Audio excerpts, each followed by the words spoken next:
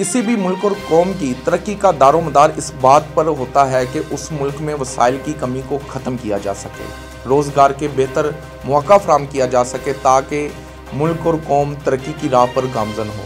इससे ना सिर्फ गुर्बत का खात्मा होगा बल्कि मुल्क तरक्की भी करेगा और उसकी इकनॉमिक भी बहुत ऊपर तक जाएगी। अस्सलाम वालेकुम, मैं हूं आपका होस्ट आतिफ मलिक और आप देख रहे हैं एमरा न्यूज़। नाजरीन, किसी भी मुल्क और कौम की तरक्की का दारोमदार इस बात पर होता है कि उस मुल्क में वसाइल की कमी को ख़त्म किया जा सके, रोज़गार के बेहतर मौका फराहम किया जा सके ताकि मुल्क और कौम तरक्की की राह पर गामजन हो।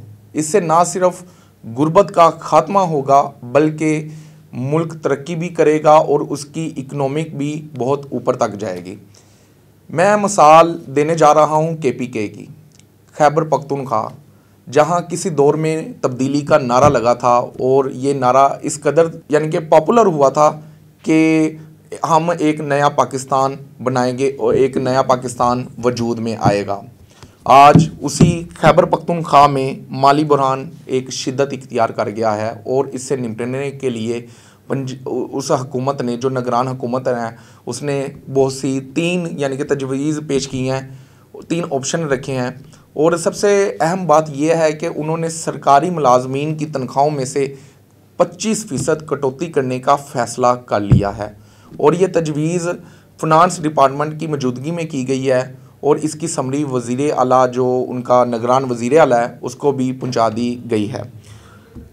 3 तजावीज़ ये रखी गई हैं कि सरकारी मुलाजमीन की तनख्वाहों में 35% इजाफ़ा वापस लेने की तजवीज़ पेश की गई है और कहा जाता है कि इससे 9 अरब रुपए की बचत होगी। इसी तरह एक और तजवीज़ पेश की गई है, यानी कि दूसरी तजवीज़ वो ये है कि दूसरे ऑप्शन में सरकारी मुलाजमीन की तनख्वाहों से 25% कटौती की तजवीज़ दी गई है, जिससे माहाना 8 अरब रुपए का इजाफ़ा होगा, यानी कि 8 अरब रुपए की बचत होगी। इसी तरह तीसरी एक तजवीज़ पेश की गई है, यानी कि तीसरा ऑप्शन ये है कि जितने भी तीसरी तजवीज़ सरकारी मुलाजमीन के एग्जेक्टिव हेल्थ, प्रोफेशनल और दीगर अलाउंस ख़त्म करने की तजवीज़ ख़त्म कर दी गई है। यानी कि जितने भी सरकारी सतह पर एक यानी कि मेडिकल वगैरह होते थे, उनके इलाज मुआवजे के लिए जो एक रकम मुकर्रर थी, उसको भी ख़त्म किया गया है ताकि मुल्क डिफ़ॉल्ट होने से बचा जा सके।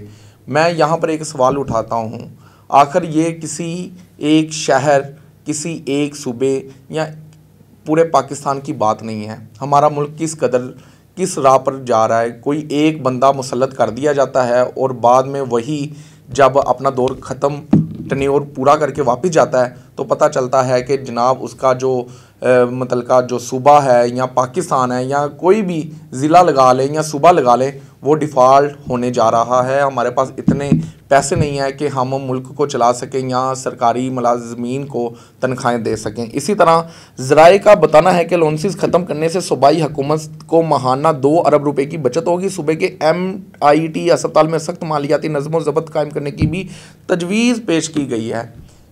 जनाब, ये वही सूबा है जहाँ पर तब्दीली का नारा लगाया था, लेकिन अगर यही रोज़गार हम अपनी नौजवान नस्ल को फराहम करें तो इस तरह के दिन हमें देखने को ना मिलें।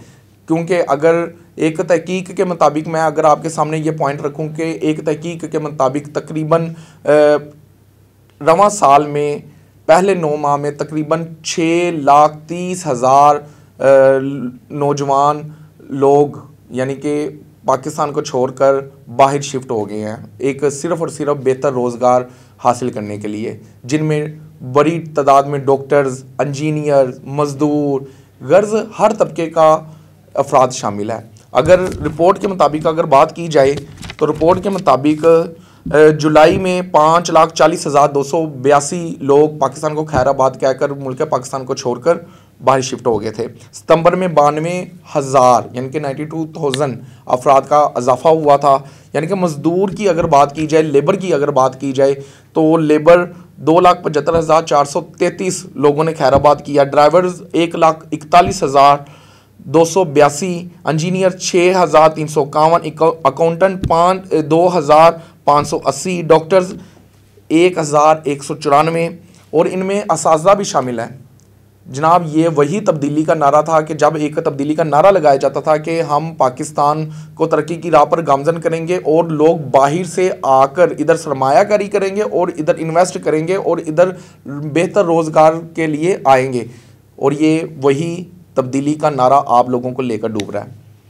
इसी तरह मुल्क छोड़ने वालों में 17,058 आला तलीम याफ्ता, 35,414 इंतहाई हुनरमंद यानी कि जिनके पास बहुत ज़्यादा एक्सपीरियंस हो किसी चीज़ का, 2,32,933 हुनरमंद, और जबकि 65,922 नीम हुनरमंद अफराद शामिल हैं। ये एक सवालिया निशान है हमारी गवर्नमेंट्स के लिए, हमारे सोसाइटी के लिए, हमारे मुआशरे के लिए कि आज हमारे यानी कि उल्टी गंगा बहनी शुरू हो गई है ना। तब्दीली का नारा ये लगा था कि लोग बाहर से आएंगे, यहाँ पर सरमायाकारी करेंगे, यहाँ पर इन्वेस्ट करेंगे, बेहतर रोज़गार तलाश करेंगे, लेकिन आज हर पढ़ा लिखा तबका जो भी यानी कि थोड़ा बहुत हुनर जानता है वो पाकिस्तान को हमेशा के लिए खैराबाद कहकर वतन पाकिस्तान को हमेशा के लिए छोड़कर बाहर जाने को ज़्यादा तरजीह दे रहा है।